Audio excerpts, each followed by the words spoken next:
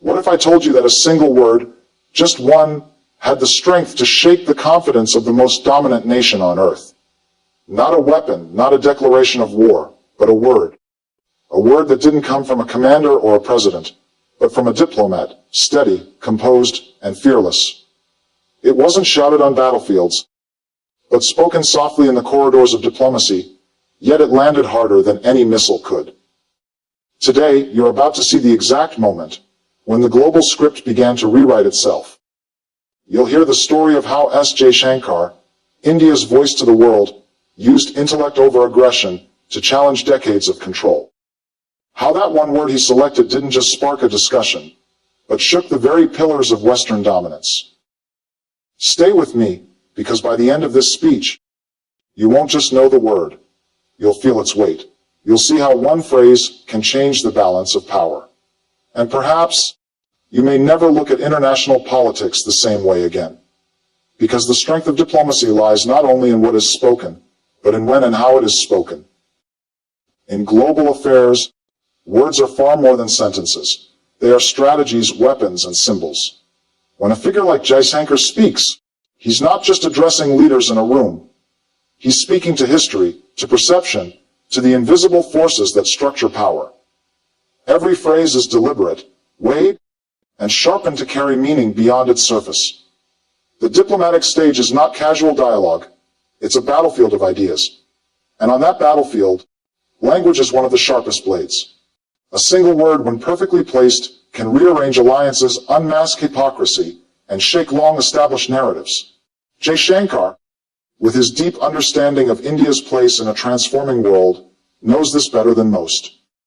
His choice of words is never random, it's surgical. What he says matters, but what he implies matters even more. Silence has long been considered a safe strategy in diplomacy. Nations often prefer quiet restraint over bold declarations, especially when treading sensitive waters.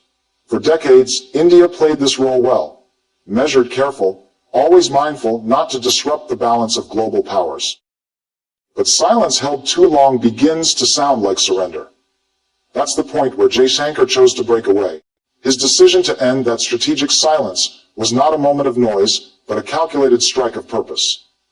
And when he spoke, he didn't need flowery speeches or endless arguments. He needed only one word, delivered at the right time, to unsettle the most powerful capitals of the world. With that word, he dismantled an entire assumption.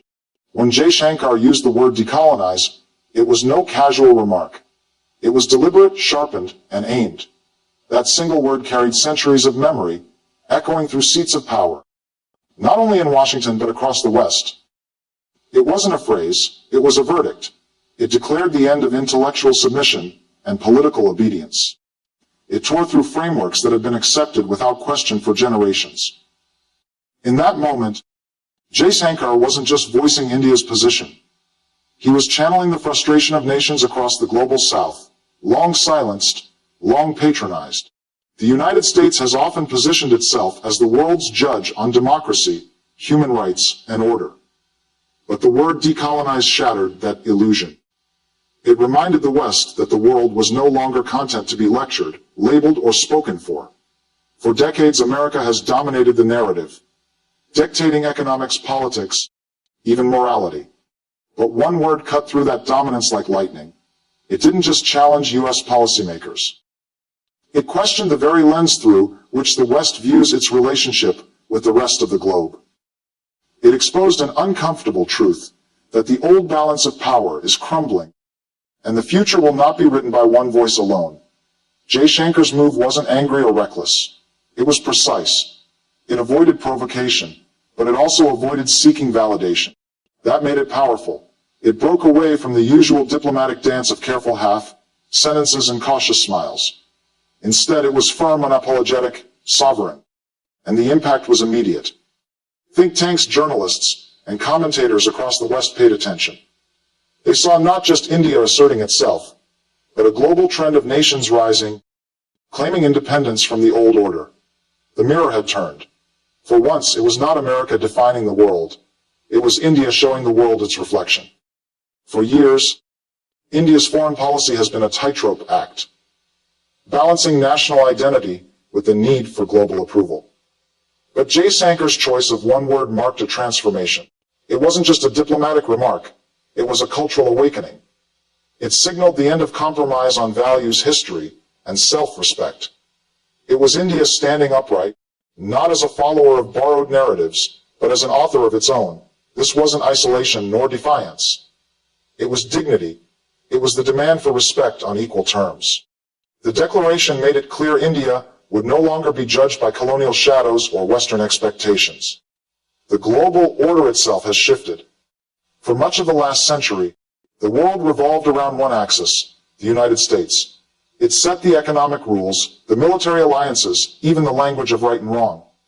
But now, with nations like India rising in confidence and independence, that map is redrawn. Jaishankar's word was not a passing moment.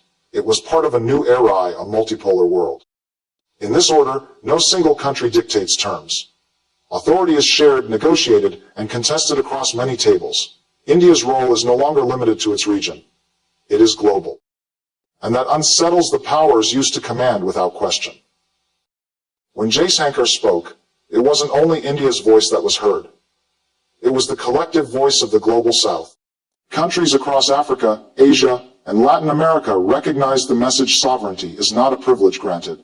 It is a right to be claimed. And so, with one word, just one, Jaishankar didn't simply address diplomats or cameras. He addressed history itself.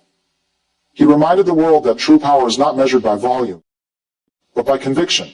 That moment wasn't about confrontation. It was about clarity. It was India stepping forward, shedding hesitation, and leading with confidence. The world noticed.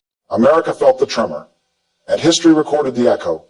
Because sometimes one word is enough to break illusions and shift the weight of global power. One word can remind nations that narratives are not inherited. They are written. Thank you for walking through this moment of courage, conviction, and clarity. May your own words carry truth, may they carry purpose, and may they always leave an echo. Stay strong, stay bold, and never forget, the future can be rewritten with a single word.